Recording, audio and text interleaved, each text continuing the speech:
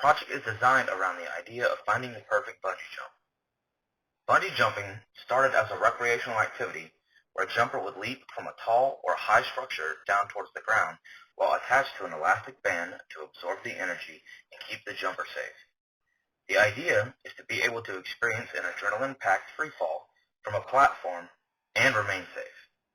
Our experiment is designed to simulate a real-life bungee jump.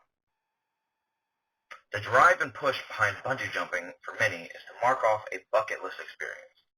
While the sport is life-thrilling, it involves many of the concepts found in dynamics and physics due to the involvement of Earth's natural forces.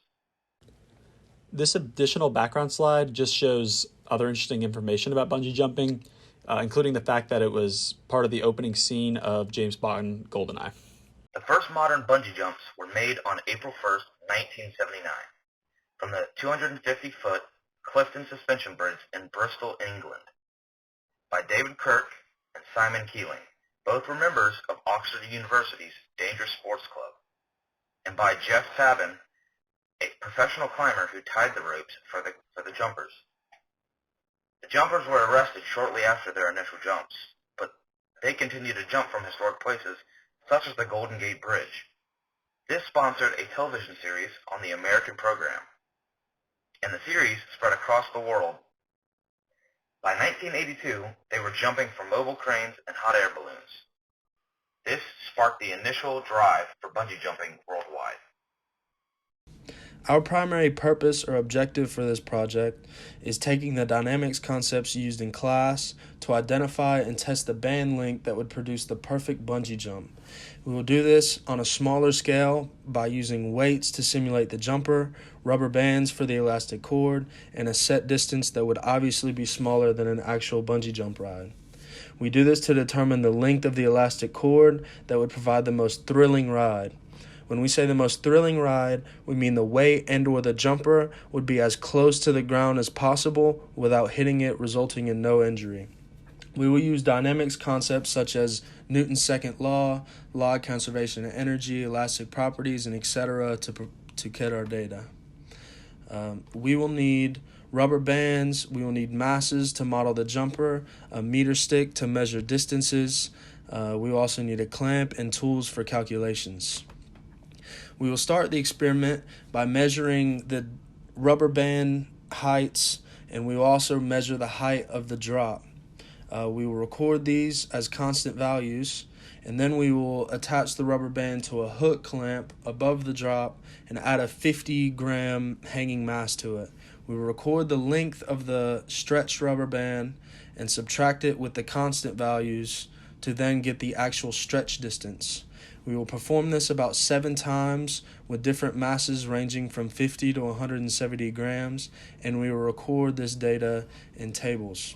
We will then remove the masses and link together rubber bands, increasing the distance of them, but theoretically not changing the elasticity of the rubber bands.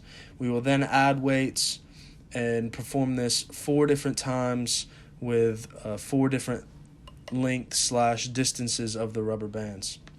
We will take the data and we will analyze it using dynamics concepts and equations, and we will use this data to conduct a final drop that will be dubbed the most thrilling bungee jump ride.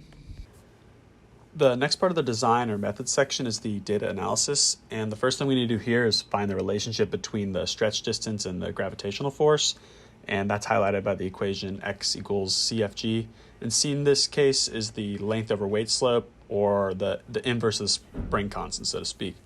And the x represents the stretch distance. And since there's going to be 4 different chord lengths, we're going to have 4 different relationships. And C can also be thought of as the inverse of the spring constant, and we're going to call that K of N. At this point, we can find the relationship between the rubber bands of the elastic cord length and the drop distance. So the equation in the middle shows the derivation of the elastic energy equation. So it involves integrating the 4 force relationships we found on the last slide to get the equation 1/2 kx squared, so to speak. And then at this point, we can have the finalized energy equation, which on the left, you're going to have the gravitational potential energy, which is mgy. All of those are constants. And on the right is the elastic energy, 1/2 kx squared. However, both k and x are going to be substituted for functions. K of n is the function we found on the last slide, and x is going to be the function y minus ln, where ln is 0.5n. And this is just because x in that equation represents the stretch distance, not the entire distance, so it's important to subtract out the unstretched length of the cord. Inherently, there are some limitations with this, and these limitations include imprecise stretch distance measurements, stretched out rubber bands, and imprecise band ties. And more information about this is on the bottom 3 bullet points.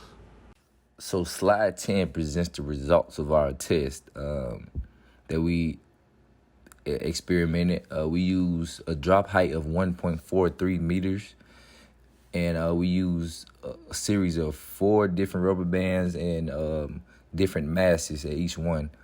And the length of each unstretched rubber band was 0.05 meters, as you see in the top right corner.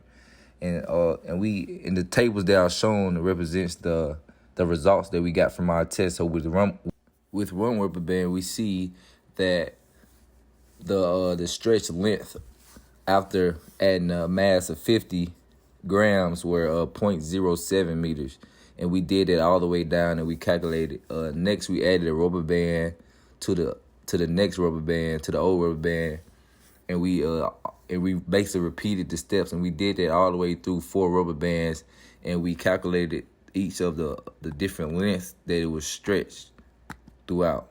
We also included the weight of each mass that was experimented by just multiplying the mass by the acceleration of gravity. Slide 11 presents the same results as slide 10, but in graphical form. Each graph length versus weight. You can see that each graph has a linear trend line between the points and presents a equation which shows the different slopes of each of the different experiments. The graphical form presents a visual relationship of the data points that are taken in each of the experiments, giving viewers a visual presentation of how the rubber bands act with different weights added to them. After taking the inverse of each of the slopes found on the previous slide, we were able to plot the spring constant versus the number of rubber bands. And as you can see, there's a negative nonlinear relationship. And the slope of this curve represents our K function. Now that we have our K function, we can complete the ideal calculation. So setting the energies equal together again, we have mgh on the left for the gravitational potential energy, which are constants that are known. And on the right, we have the elastic energy, where we can substitute our K function that we just found, and we can substitute the X stretch distance function we also found. And then at this point, you can solve for N, which we found to be 10.4 bands. And since each band is 5 centimeters in length, the total band length or total elastic cord length would be just over half a meter. At this point, we can summarize the results. So we found that 10.41 rubber bands was the perfect amount to have the most thrilling bungee jump, which, as I said, was just over half a meter if you add up all the lengths of the rubber bands. And when we actually tested this value, it was within 0.35% of the calculated value, as the mass dropped 1.425 meters when the total jump was 1.43 meters. Since the actual drop was within 5 centimeters of the ground, we believe that our expectation of being able to determine the correct rubber band length or cord length was correct. And we attest this to the 40 trials and 4 band lengths that we used to gather all this reliable data, and combined with the employment of all the dynamics concepts we've learned this semester, even including the derivations of each of the components we used. And all of this worked together to create a pretty positive result. In terms of recommendations, we just decided to include some of the future experiments that would be kind of interesting. Or if you were to improve our experiment or do it again, we also included some general suggestions or ideas.